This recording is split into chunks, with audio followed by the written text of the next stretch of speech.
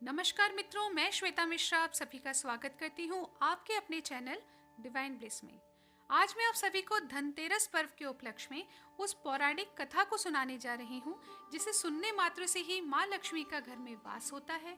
घर के सभी सदस्यों की आयु में वृद्धि और स्वास्थ्य में पुष्टि हो जाती है।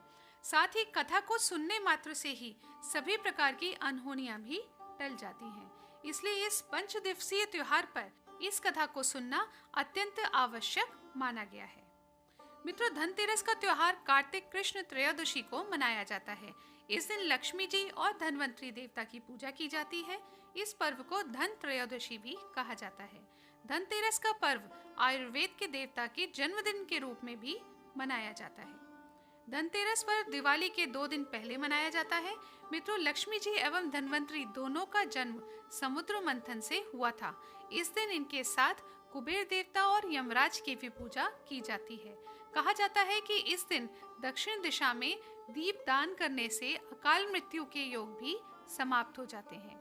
आइए अब धनतेरस कथा शुरू करते हैं। एक दिन यमराज ने अपने दूतों से प्रश्न किया, क्या प्राणियों के प्राण हरते समय तुम्हें किसी पर दया नहीं आती?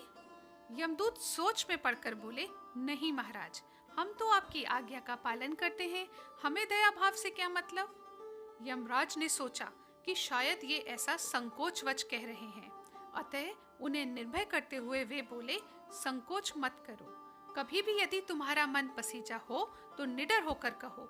तब यमदूतों ने डरते हुए कहा, सचमुच एक ऐसी घटना हुई थी महाराज, जब हमारा हृदय कांप उठा था। यमराज ने उत्सुकतावश पूछा, ऐसी क्या घटना घटी थी?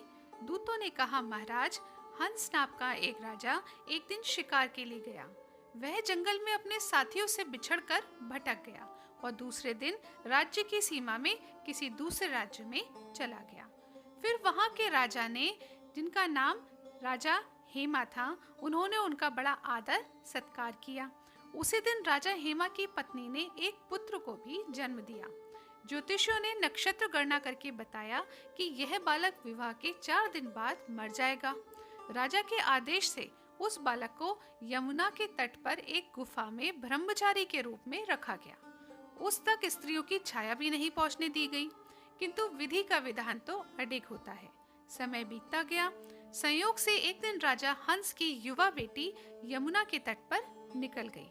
उसने उस ब्रह्मचारी बालक से गंधर्व विवाह कर लिया। चौथा दिन आया, राजकुंवर मृत्यु को प्राप्त हो गया। उस नव विवाहिता का करुण विलाप सुनकर हमारा हृदय कांप उठा। ऐसी सुंदर जोड़ी हमने कभी भी नहीं देखी थी। वे कामदेव तथा रति से कम नहीं थे। उस युवक को कालग्रस्त करते समय हमारे भी अश्रु नहीं थम पाए महाराज। यमराज ने द्रवित होकर कहा, क्या किया जाए? विधि के विधान की मर्यादा हेतु हमें ऐसा अप्रिय कार्य करना पड़ा। एकाएक दूत ने पूछा, महाराज, क्या अकाल मृत्यु से बचने का कोई उपाय नहीं है? तब जाके यमराज ने अकाल मृत्यु से बचने का उपाय बताते हुए कहा कि यदि कोई व्यक्ति धनतेरस के दिन धनतेरस कथा को सुने, धनतेरस का पूजन एवं दीपदान को विधि पूर्वक करे तो उसे अकाल मृत्यु से छुटकारा मिल सकता है। अतः जिस घर में यह पूजन होता है तथा कथा सुनी जाती है, वहां अकाल मृत्यु का भय पास भी नहीं फटकता। मित्रों, इसी घटना से धनतेरस के दिन धनवंतरी पूजन सहित दीपदान की प्रथा का प्रचलन शुरू हुआ। आशा करती हूँ आपको ये कहानी पसंद आई होगी।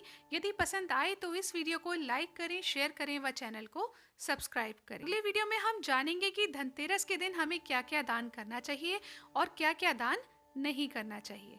डिवाइन ब्लिस चैनल की तरफ से आप सभी को धनतेरस पर्व की हार्दिक शुभकामनाएं।